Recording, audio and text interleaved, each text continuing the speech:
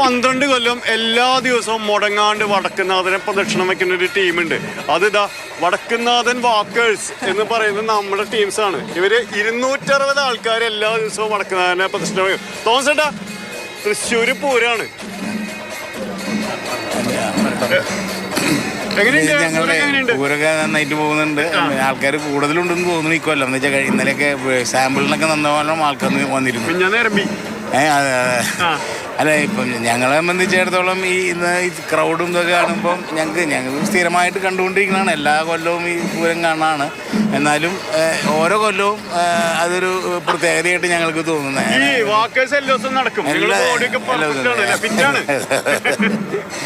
ഞങ്ങൾ എല്ലാ ദിവസവും ഇവിടെ നടക്കണതാണ്. ശനിയാഴ്ച ഞങ്ങൾ പൂരമാകുമ്പോൾ റൗണ്ട് പഠിക്കും.